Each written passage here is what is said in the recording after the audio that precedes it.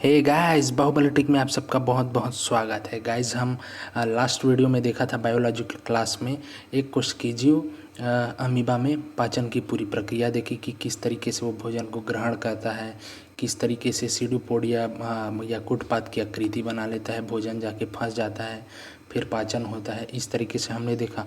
और आज की क्लास में हम देखेंगे कि बहुकोशिकीजीव टिड्डा में जो है, टिड्डा वैसे आजकल टिड्डी दल का प्रकोप बहुत है, तो वही टिड्डी। तो टिड्डा में जो है भोजन पाचन किस तरीके से होता है, कि पाचन की प्रक्रिया कैसी होती है, वो हम देखने वाले हैं। तो गाइज, इस चैनल से आप जुड़ जाइए, नए हैं तो सब्सक्राइब कर लीजिए, दोस्तों तक फैला दीजिए। एसएफ की तैयारी कर रहे हैं तो बिल्कुल जुड़े रहिए। और टेलीग्राम से भी हमारे जुड़ जाइए, जो डिस्क्रिप्शन बॉक्स में लिंक मिलेगा। तो चलिए बहुकोशिकीय टिड्डा में पाचन पढ़ते हैं।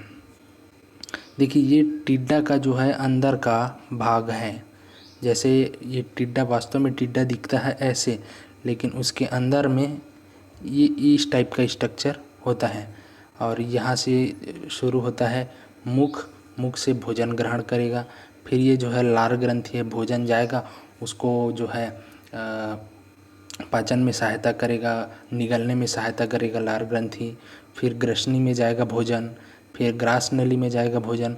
उसके बाद भोजन जो है क्रॉप में जाएगा, क्रॉप में जाके यहाँ पर भोजन इकट्ठा हो जाएगा कुछ देर के लिए। फिर क्रॉप में जाने के बाद भोजन जो है गिजड़ में जाएगा।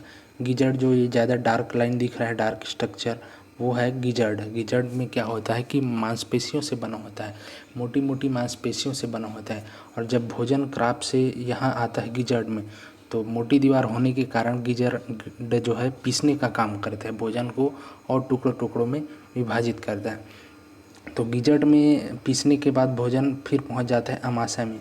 जो दिख रहा है अमाशय, ये वाला हिस्सा वो अमाशय है। अमाशय में पहुंचेगा तो अमाशय में इसका पाचन होगा। तो पाचन होने के लिए एंजाइम चाहिए। तो ये हेपेटिक सिका जो दिख रहा है, 3 इधर और 3 इधर, 6, तो 6 जोड़ी हेपेटिक सिका जो है, वहाँ से एंजाइम स्त्रावित होता है। कहाँ? ये अमाशय वाले पोर्शन में स्त्रावित होता है, जो भोजन को पचाने का काम करता है। उसके बाद ये भोजन जो है छोटी आंत में जाता है। छोटी आंत में क्या होगा? भोजन का अवशोषण होगा छोटी आंत में। उसके बाद ये जो रोमनुमा संरचना दिख रही है इधर और इधर, इसको बोलते हैं मेलपिगियन नलिकाएं।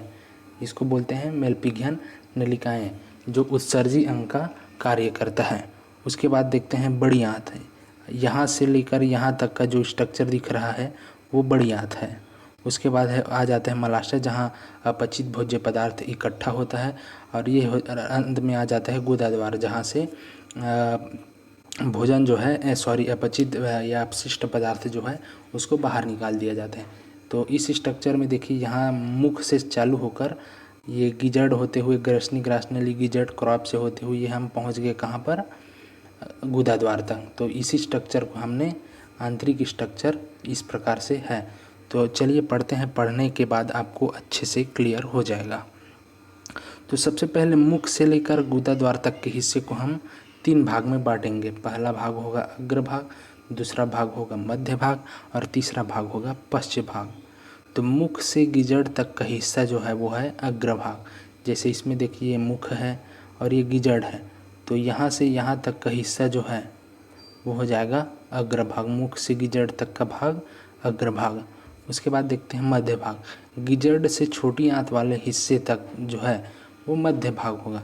तो ये गिजड़ है और ये छोटी आंत है, तो गिजड़ से छोटी आंत वाला हिस्सा जो है यहाँ तक वो हो जाएगा मध्य भाग। उसके बाद देखते हैं छोटी आंत से मलाशय तक का जो भाग है वो हो जाएगा पश्च भाग। मलाशय या गुदा द्वार तक का जो भाग है वो है पश्च भाग। तो ये देखिए, छोटी आंत से मलाशय तक का भाग जो है वो पश्च भाग हो जाएगा। तो आगे देखते हैं, टिड्डा जंतु जगत के आर्थ्रोपोडा संघ के कीट वर्ग का एक शाकाहारी व बहुकोषी प्राणी है। टिड्डा के बारे में जानिए कि ये जंतु जगत से संबंधित है। संघ देखें तो ये आर्थ्रोपोडा है, वर्ग देखें तो ये कीट वर्ग का है, शाकाहारी है और बहुकोशिकी प्राणी है। शाकाहारी और बहुकोशी प्राणी है। इसमें बाह्य कोशिकीय पाचन होता है। देखिए, हमने अमीबा में पढ़ा था कि अंतः कोशिकीय पाचन होता है, मतलब पाचन की सारी प्रक्रिया कोशिका के अंदर हो रही थी। एक ही कोशिका थी, एक कोशिकी जीव थी, सारी क्रियाएं जो है उसी कोशिका के अंदर हो रही थी। लेकिन इसमें बाह्य कोशिकीय पाचन पाया जाता है। जैसा कि हमने पढ़ा, बहुकोशिकीय है मतलब हर क्रिया के लिए अलग अलग कोशिका है।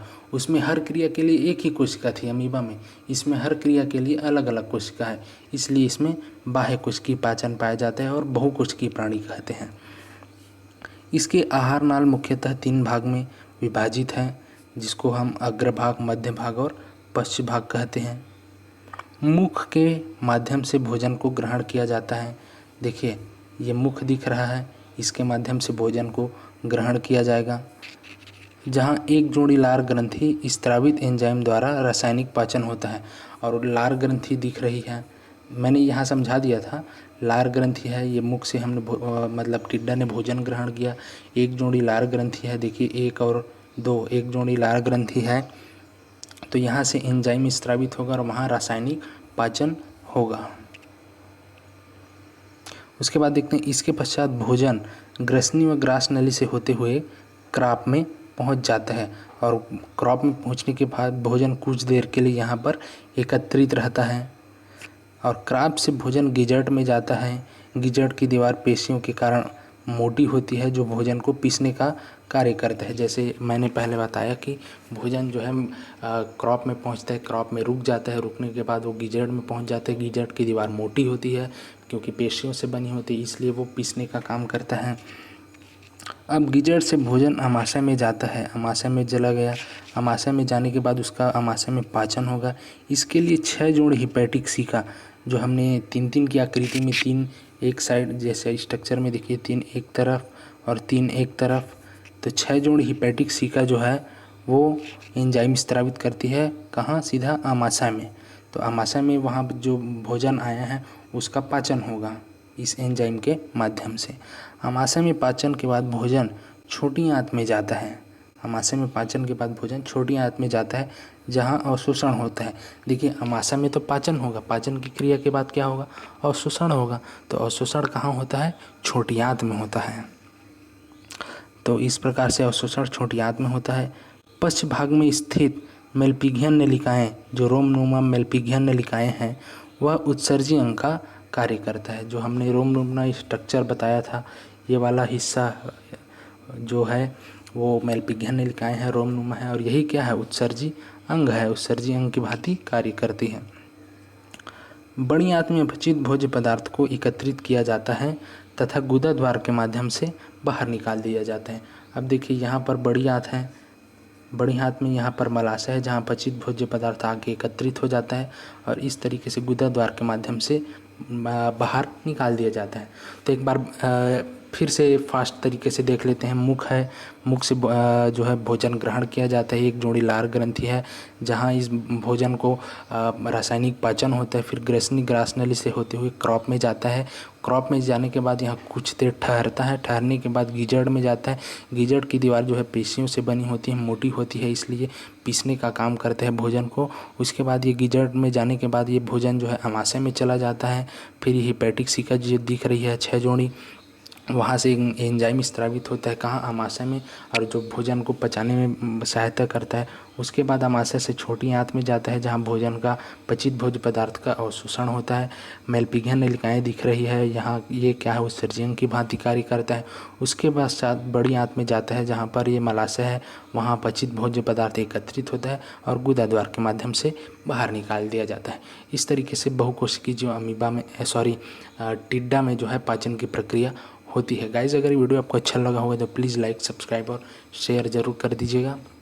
और एसएफ की तैयारी कर रहे हैं तो बिल्कुल इस चैनल से जुड़े रहिए और टेलीग्राम से भी जुड़ जाए। डिस्क्रिप्शन बॉक्स में लिंक है। धन्यवाद।